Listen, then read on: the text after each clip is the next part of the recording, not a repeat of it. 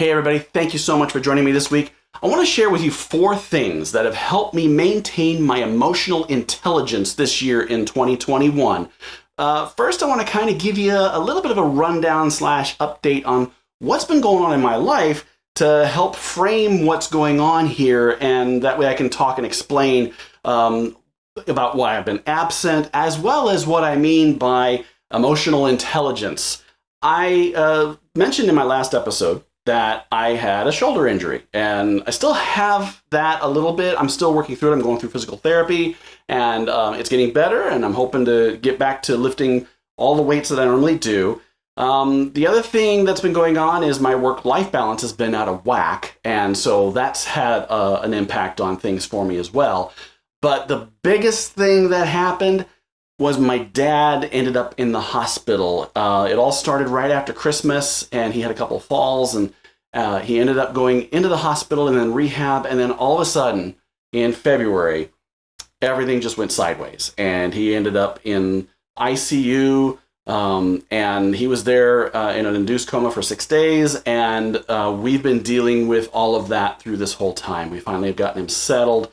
His life is very different. We have a very new baseline we're dealing with, and so things have been extremely difficult for him, as well as for us. We've been trying to manage getting him settled and trying to make him happy and comfortable as best as we can. How am I doing after all this? This was really, really stressful for me. It was a very difficult period, one of the worst periods I've ever dealt with in my life, to be honest. How am I doing? Well, I'm understandably exhausted. I've been kind of burning the candle at both ends, trying to keep up with all the doctor calls and all the things that had to be done with taking care of my dad's affairs. So that had a big impact. I'm still wrapping my head around all of this. I haven't really had time to completely wrap my head around it. But one of the most important things is I've maintained my emotional intelligence. Now, what do I mean by my emotional intelligence? What does it mean by maintaining it, for that matter? Well, first of all, during this entire time, I didn't panic. The stress was certainly there, and I knew that this was a very difficult period, but I wasn't stressed to the point where I got into a panic level. And I didn't allow the stress to consume me. I kept it under control. I kept my cool pretty much the whole time.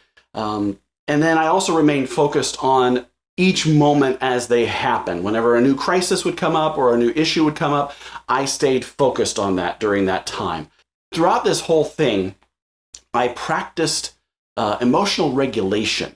So how did I maintain my emotional intelligence by going through emotional regulation? Well, the very first thing I did was maintain a regular morning routine as best as I could. And there were some days I couldn't do it because either the shoulder was really hurting and I was in a lot of pain, or I was really mentally overwhelmed from all of the phone calls I would do the day before. But what I would do in my routine is I'd do my workout. I'm at the gym at 5 and I do my workout, come home, clean up, and then after that, I'm doing my scripture study. And then one of the most important parts of the morning, besides the workout, was doing my journaling. And I was journaling, in my opinion, for mental health. This was where I could write down my thoughts of what had happened the day before, or if I'd skipped a day, and sometimes I did skip a day, I would write down to catch up. What were my feelings? What were the experience I had had? What was going on with my dad? I'd write all this down. And this is going to come in very handy in about a year when I want to go back and review all of those entries. Then I would do flow writing.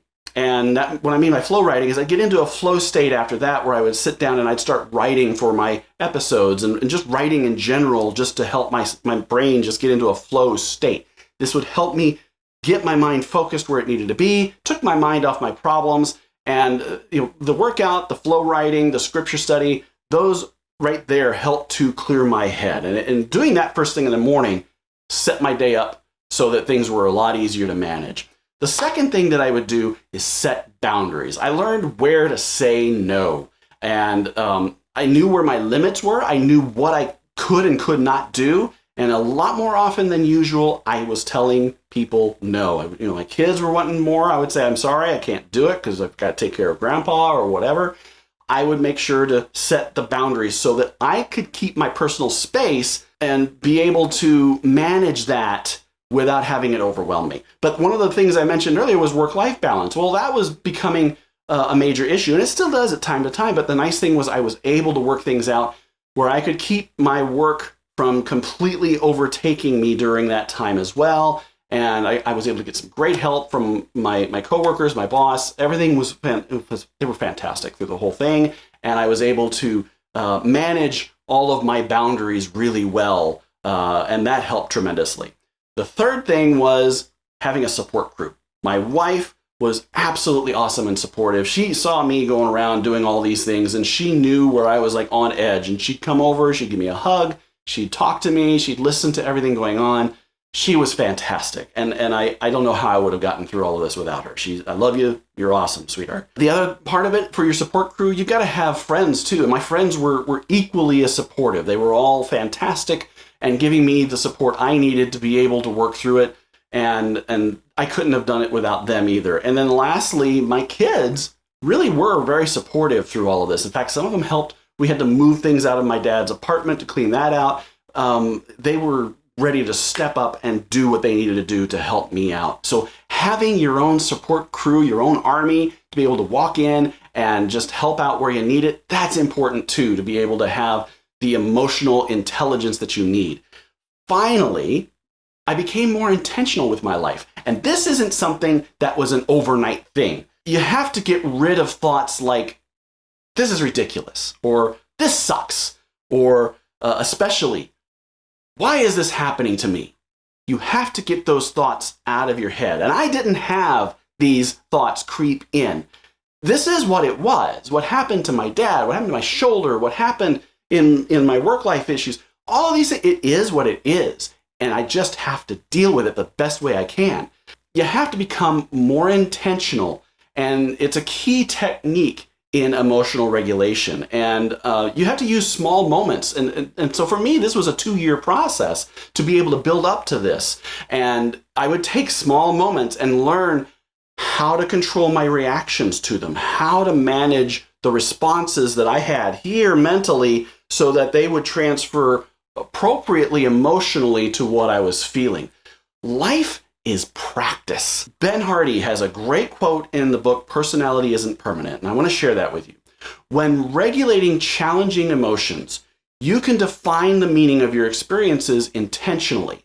This is the exact opposite of how people often handle their emotions and the meaning-making process. Most thoughts are governed by emotions, particularly in emotional, heated situations. Those thoughts are reactive and unintentional, but go on to become the long-term meaning and narrative held by the person. Instead, your thoughts, or more specifically, your goals here, should govern your emotions, even when the initial emotions triggered by the experience are difficult. And I've talked about goals here. Goals are something that I've been working on for the last 2 years, and my goals have helped me keep the eye on the prize, helped me keep the eye on exactly what's in the future, that future state I've talked about here on this channel, where thinking about those goals has kept me grounded and kept my emotional state where I needed it to be. Over the last 2 years, I mentioned, this has been a work in progress. I look back to 10 years ago, and I had something similar happen at that time. I broke down, and I ended up having to go through counseling because I didn't know how to manage my emotions through that entire process. This time, not a problem.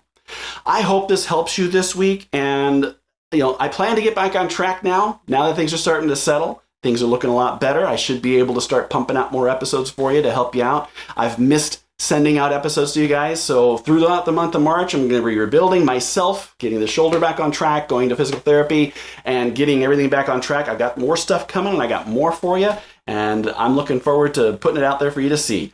Thanks again for watching, and take care. We'll see you next time.